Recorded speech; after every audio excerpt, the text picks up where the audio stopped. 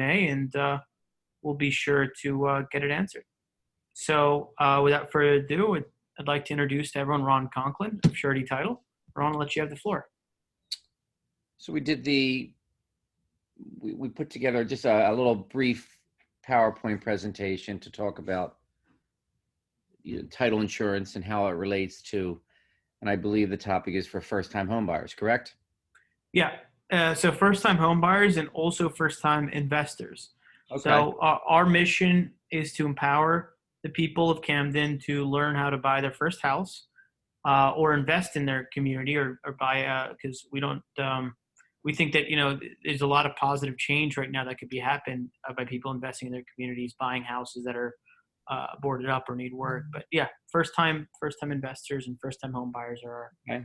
So we do quite a bit of work in the city of Camden and have for quite some time and have worked with a number of nonprofit housing developers in the city of Camden, such as St. Joseph's Carpenter Society and the Heart of Camden, who both of them unto themselves do some fantastic work in gearing up for low to moderate income families and providing affordable housing. So the key to from an investor and even from a first home buyer is the minute you identify the property is to and you can go to the first, you can skip the first screen. The minute you identify a property, you really should conduct a sort of a title search. And title is just what it says on the screen. It's your right to own or use the property. And then within that property, there are certain rights or limitations what you can do with that property. And that tends to get a little complicated, but there's easements and there's restrictions and there's things that relate to a property that run with the history of the property and the title. And we disclose all of that to the prospective investor or home buyer. But the key to any of those two scenarios is to take a look at the title to the property to make sure that the person who is trying to convey or sell the property to you is in fact the owner of the property. And once we can establish ownership, we can establish that there's good, clear, marketable title, then you're onto something. You don't want to be stuck with a property that has title defects or clouds on title or old mortgages or judgments that we can't clear. And I think Councilwoman would know all about that with the city of Camden and some of the foreclosures and some of the things that go on within any city, but go to the slide. Sure. 2 we are. So yeah, so when you're going to buy a home, for the most part, the investor or the first time home buyer, if you're buying cash, owner's policy. That's all you're getting. Owner's policy. This covers you for the purchase price of your home. So if you buy the home for $60,000, you have owner's coverage for $60,000. And the good thing about our industry is we're regulated by the Department of Banking and Insurance. So if you were to price my title company to another title company, within good reason, we're about the same in terms of our pricing. Where we set ourselves apart is service and some of the miscellaneous fees that are made party to a transaction. But for the most part, we're pretty much the same, give or take a few dollars. A lender's policy comes into play if you're buying the property with a mortgage, because your lender wants to be covered for the amount that they're lending you. So owner's policy is going to remain in effect for the entire time that you own the home. You can go to the second slide. Go to the next slide. And the lender's policy is just covering the lender and making sure that the amount that they lent you, they're covered and they have good marketable title. And the reason you need title insurance, as we're saying here, is we alluded to it a little earlier, is unknown liens, illegal deeds. So as I said to you earlier, when you're looking at a property in the city of Camden or any urban city or any city in that matter, you want to make sure the person who's selling you the property has the right to sell you that property. you don't want to be caught. What goes on quite a bit in the city of Philadelphia are fraudulent deed transactions, where you have someone that came out of the woodwork, took ownership to a property that had no rights to that property. You fix it up, you move in, and then lo and behold, the rightful owner comes back from Arizona and says, "What are you doing in my property?" That's where a title search comes into play. And in that, you're going to identify the history of the real estate, of the property, to make sure that the person who is the person selling the property, and making sure that there are any easements, any encumbrances, any mortgages, any liens, any judgments that pertain to the property that are going to be fully disclosed. And when you take ownership of that property, they are free and clear of those. So why do you need title insurance? It clearly states on the screen. There are errors in public records. Something may have been misindexed. Unknown liens, mortgages that are recorded but don't pertain to that property, that may have been, again, misindexed, or illegal deeds. What we talked about, someone who's forged a deed or became the owner of this property. In foreclosures, especially tax foreclosures, and in mortgage foreclosures, missing heirs. The person was never maybe mom or grandma passed away, and the people of the estate were never named, or there's a will out there that the property was to go to Jimmy, the son. And he comes out and says, produces a will. All of those things that we're disclosing on this particular screen are covered under your title insurance. And if we miss them, they're really what calls in our business a claim. And that's why you really do need title insurance. And then I think a lot of people don't understand that the crazy thing about title is it builds on itself, right? So if I don't have clear title, but I sell it, let's say I bought a property from a bank and they foreclosed it incorrectly. I may have not gotten title insurance. Let's say I fixed up, now I sell it to someone. They might be in trouble because I didn't buy it the correct way.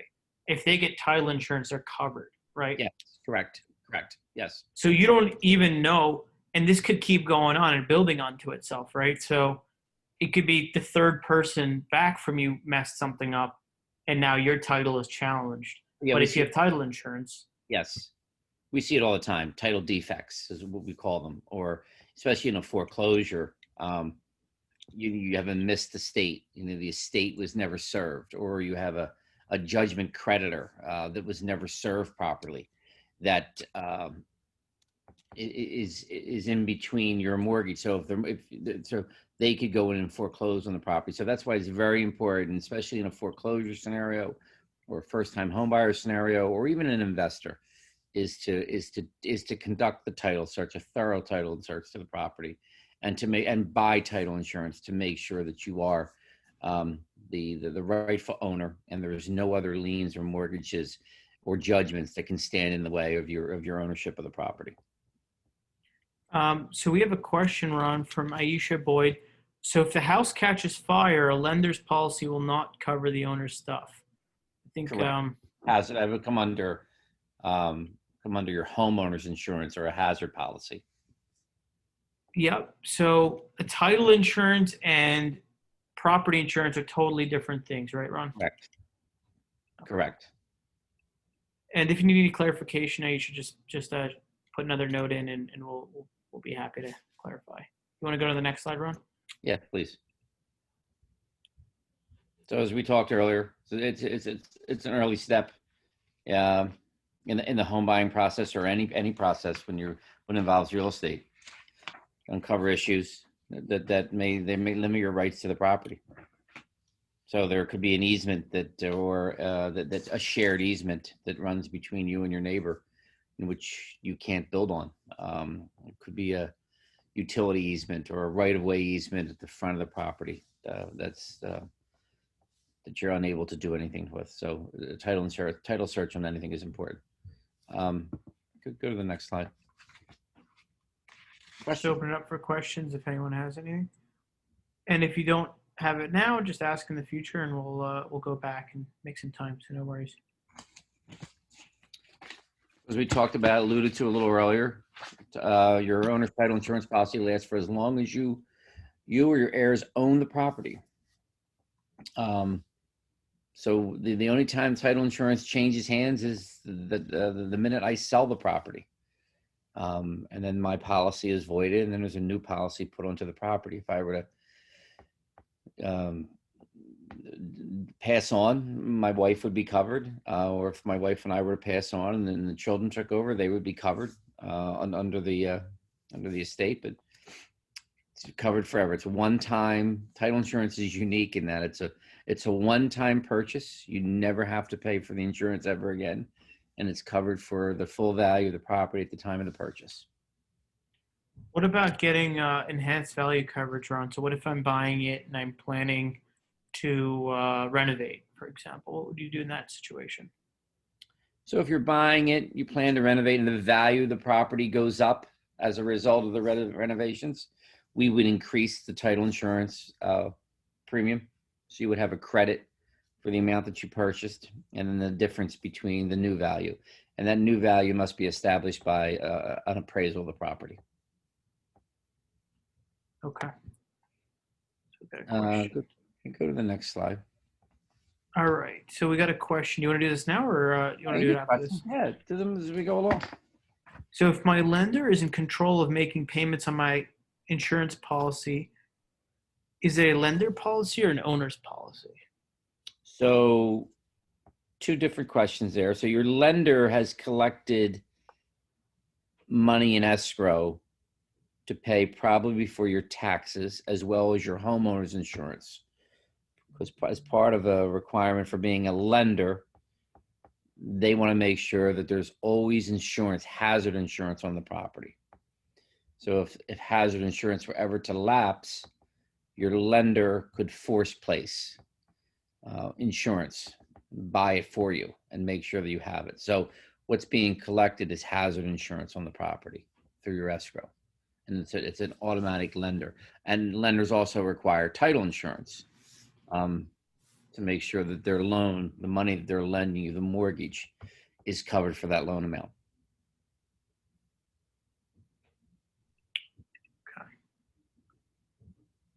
All right. So do you want me to move slides, or are we all right? Yeah, move a slide. We talked about this.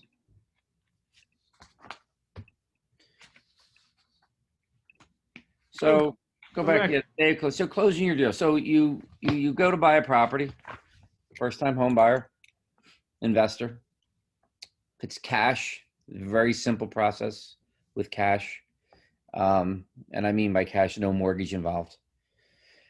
We would prepare we would work with the buyer and the seller to prepare all the necessary documents to get you to the closing table, the settlement sheet, the deed, a thorough research of the property, and then we would conduct the closing. If a mortgage is involved, we would coordinate with buyer, seller, and lender. And sometimes, generally, when there's a mortgage involved, there's a realtor. We will coordinate with all parties, schedule a day and time of closing, and go to the next slide, and conduct the closing on behalf of both the buyer and the seller.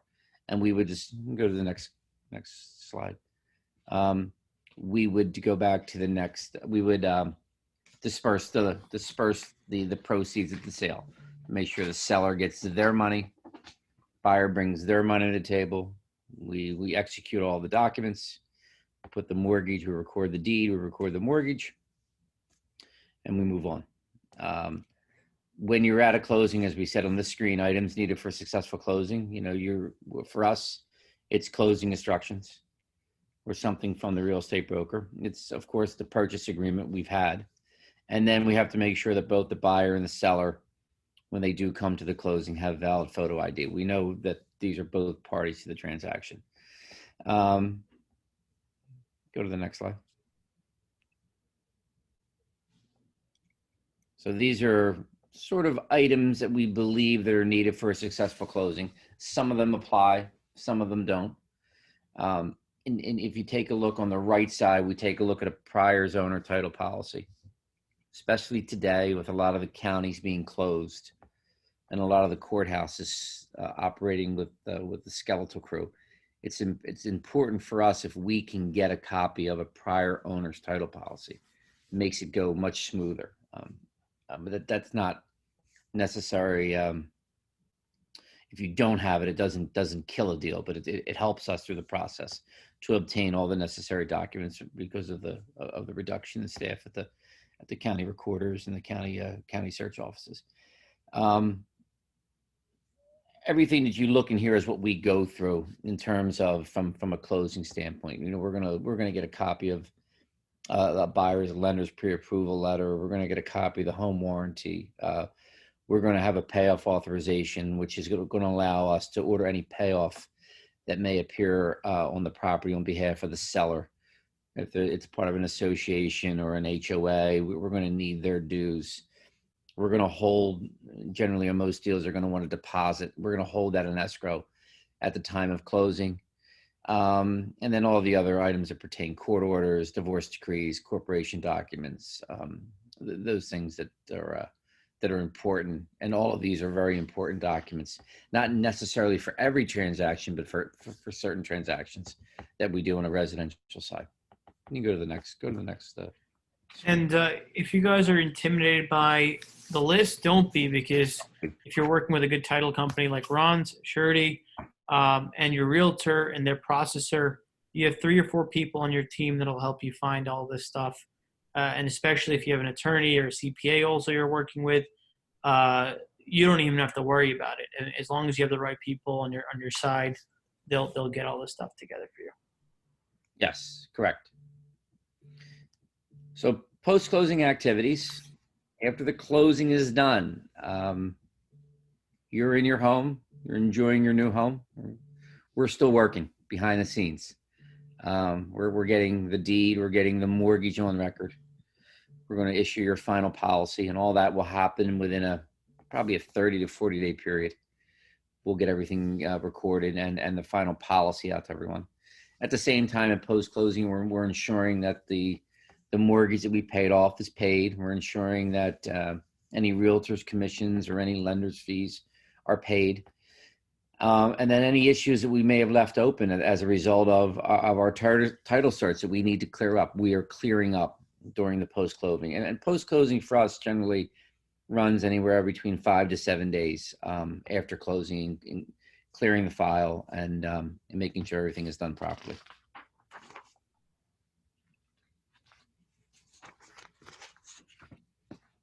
And that's my final slide. So if you guys have questions, now's the time to ask. Other than that, Ron, you want to maybe talk to people? Okay, we got a question. Okay, cool. Wait, no, go back. Okay, I'm opening the question up. Is there a law similar to the Lemon Law to cover homeowners after the closing? In a new construction, you have a 1-year warranty for new construction. And then you have a 1-year manufacturer's warranty for new construction.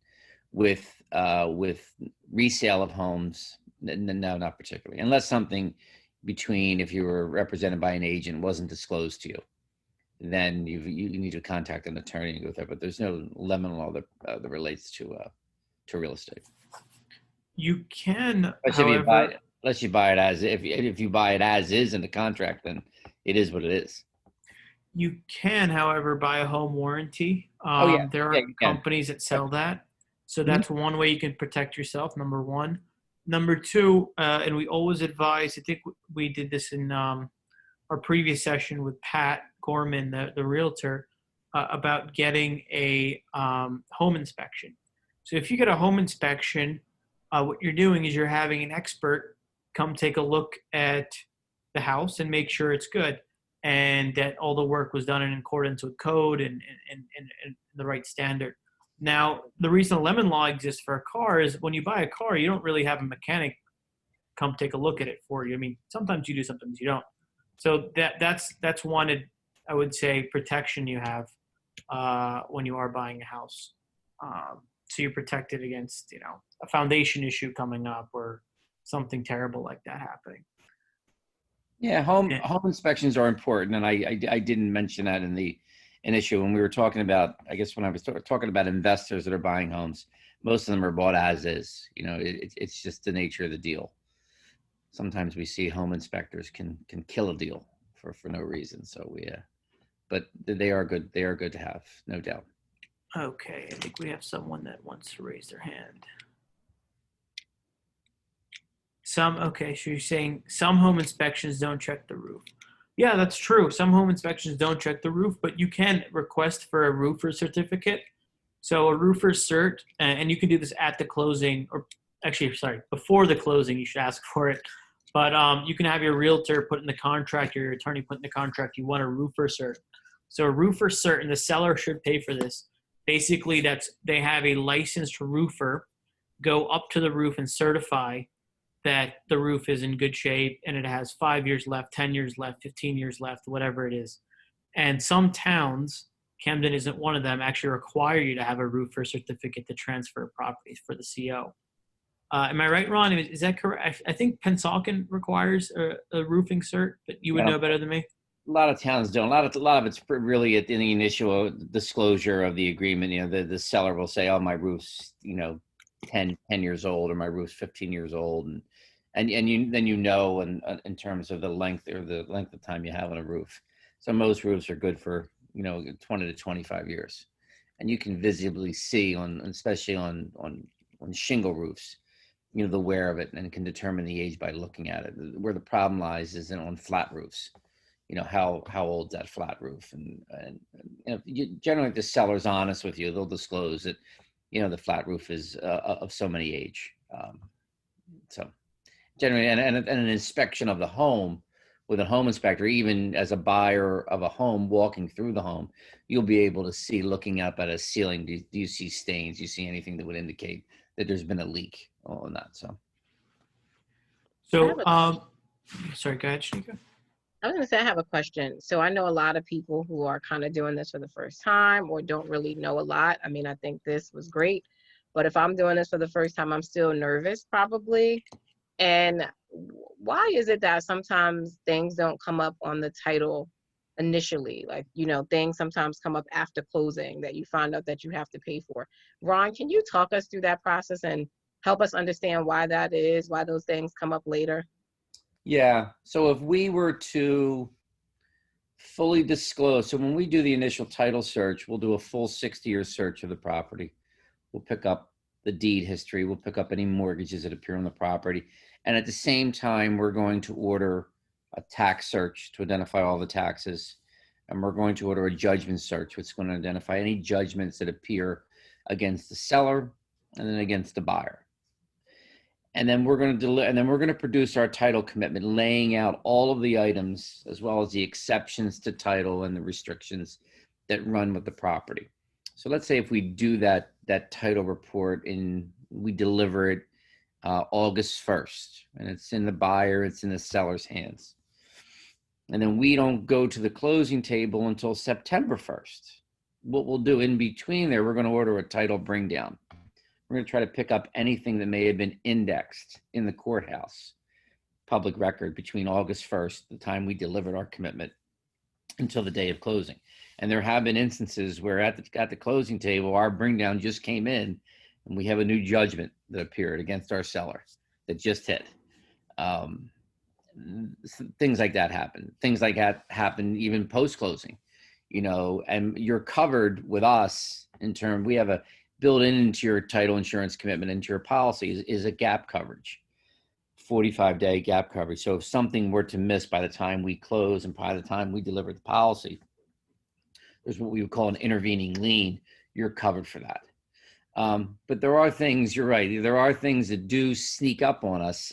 It's very rare that they do, and unless we have something that we have people that show up that found out about a closing because we record what's called a notice of settlement.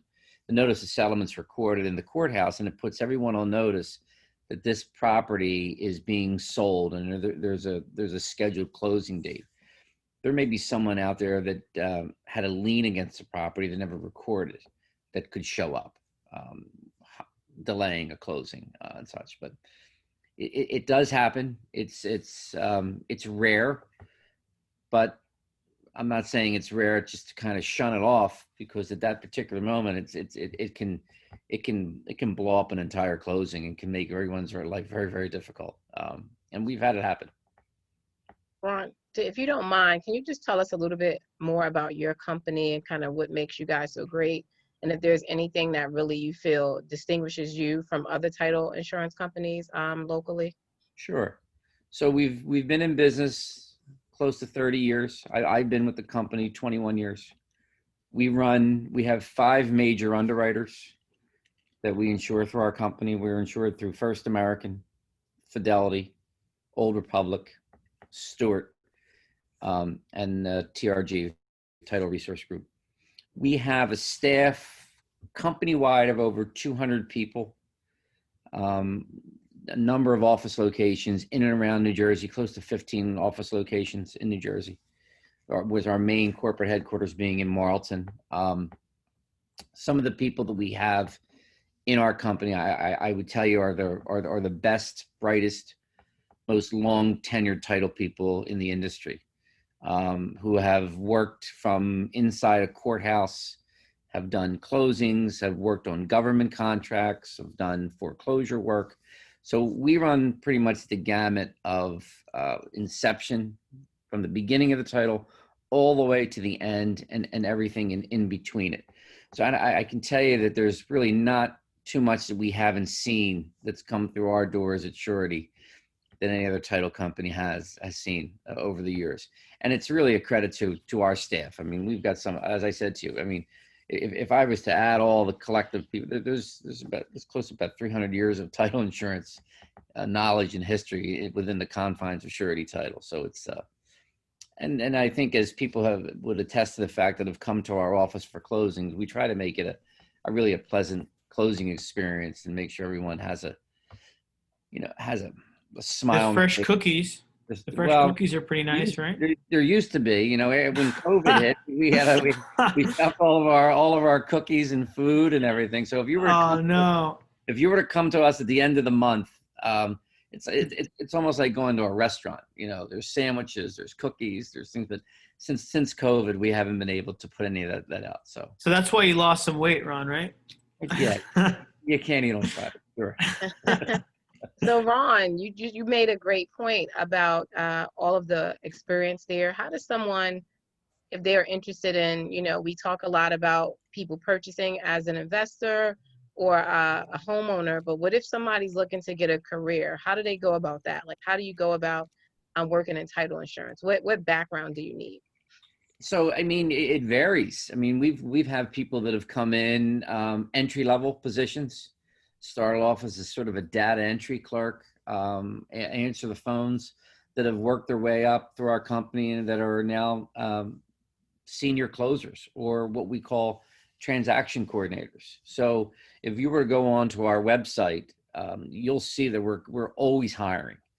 And in fact, we have, and it's amazing right now that the title insurance, the real estate industry is busy. Sort of boggles my mind certain days that we're a busy industry.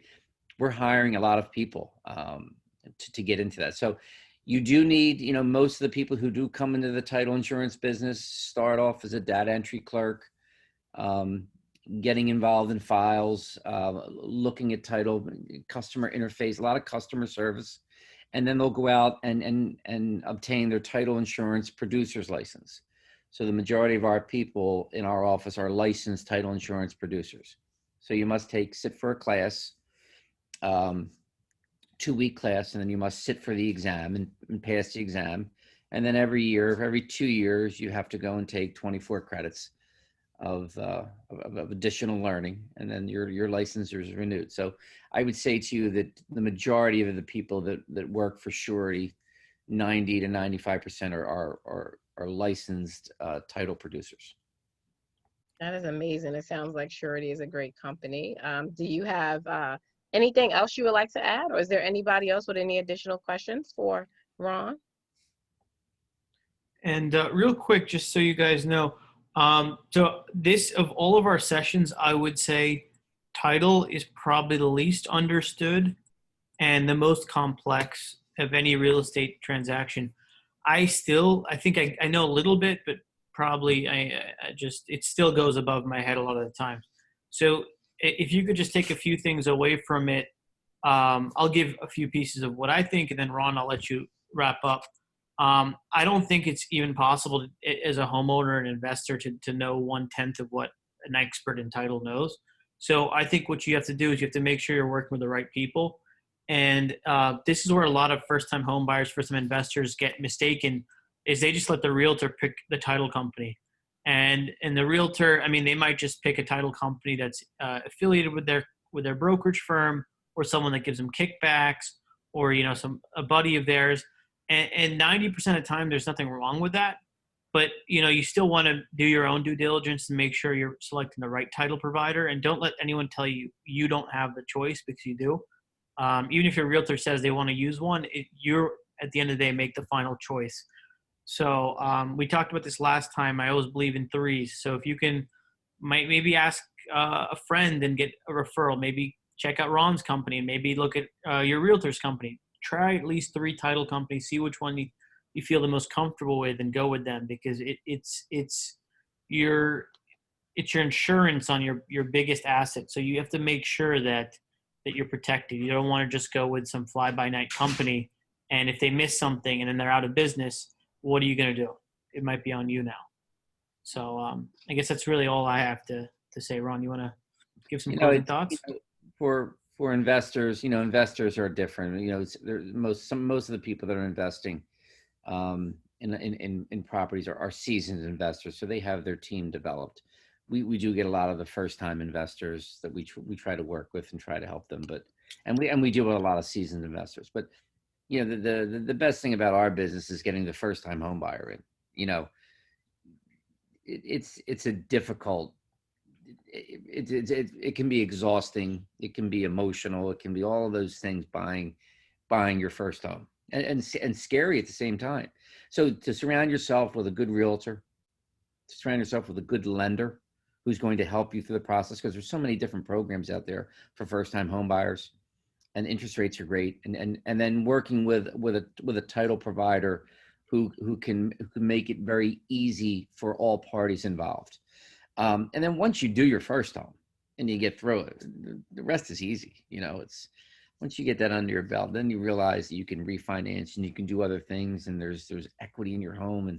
But I've always enjoyed very much working with the first time home buyers. So a lot of our work in the city of Philadelphia, and a lot of our work in the city of Camden, and some of the municipalities that offer a lot of the first-time homebuyer programs, and it's rewarding, and we try to take care of everyone. But the first-time homebuyer is a special market, because you love to see young couples or a young individual buying their first home, and it's pretty neat.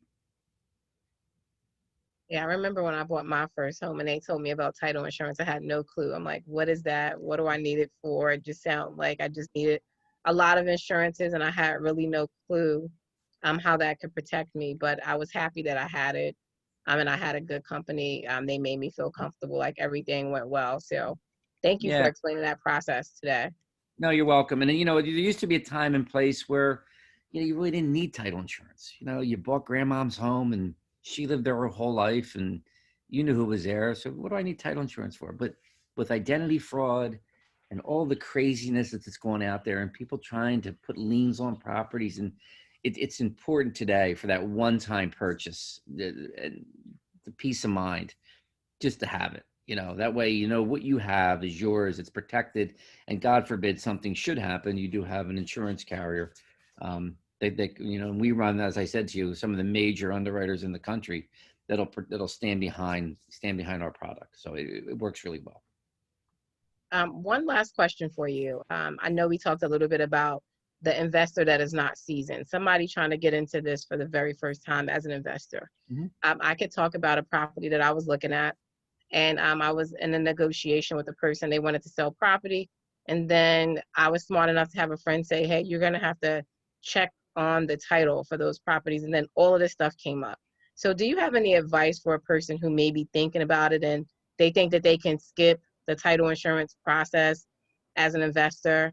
Do you have any feedback or any kind of suggestions that you might have for somebody who's trying to get started and think that they can skip getting title insurance, that is not important, or really double checking on that title so that they don't get jammed up? Do you have any tips you can give to them of what they should be doing and making sure to protect themselves?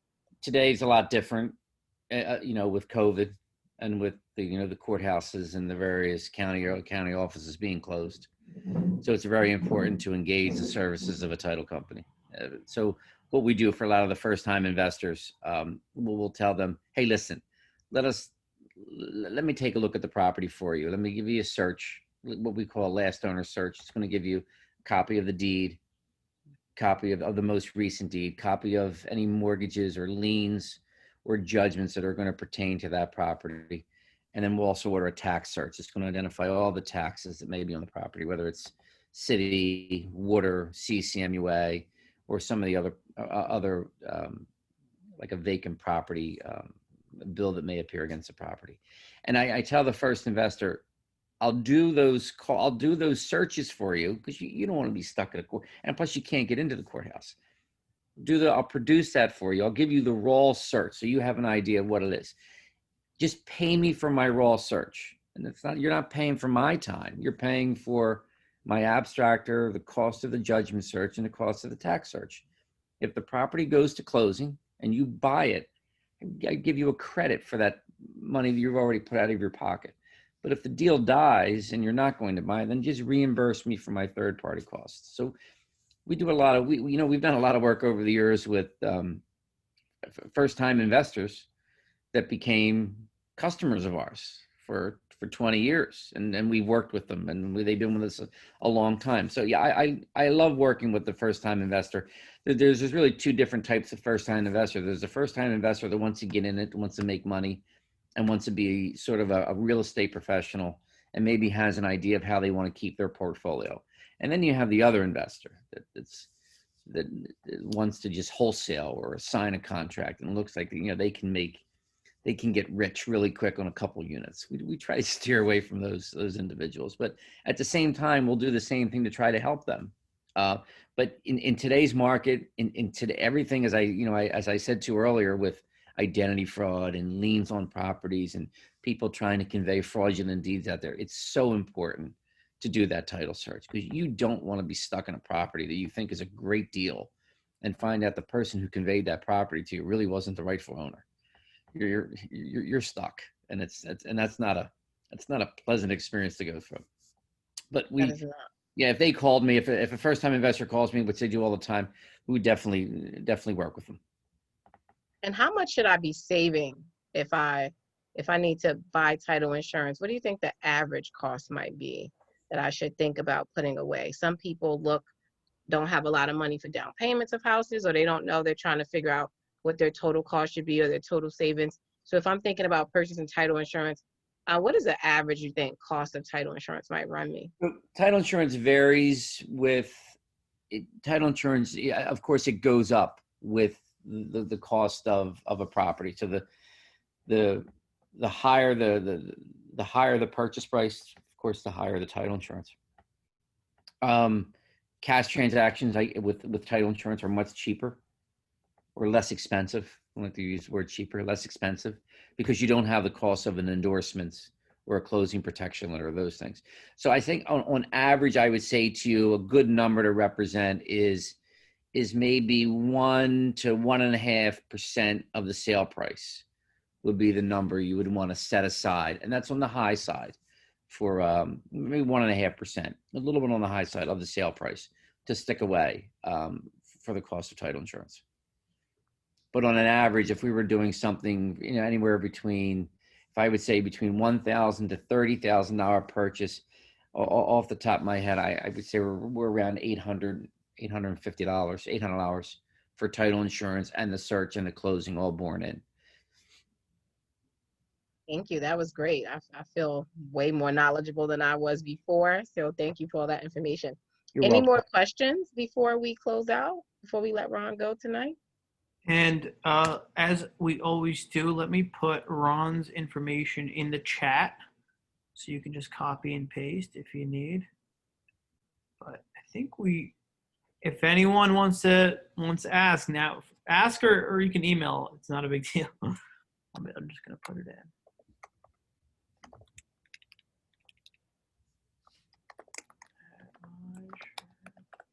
Well, thank you all for joining. Ron, it was a pleasure to have you as our guest Thank you. tonight. We Thank you. I we learned so appreciate it. much from you. We know we'll talk to you again in the future, but thank you so much for coming on tonight. You're On welcome. God, as always, you gave us some wonderful guests. This was a great conversation. I definitely got more clarity. Thanks everyone for coming. Thanks Shanika for co-hosting, and Ron, really appreciate your time. Oh, you're welcome. You're and everyone, as always, if you weren't able to make it, or you have friends, family that wasn't able to make it, it'll be on YouTube within the next couple of days. Also, the presentation that Ron gave today will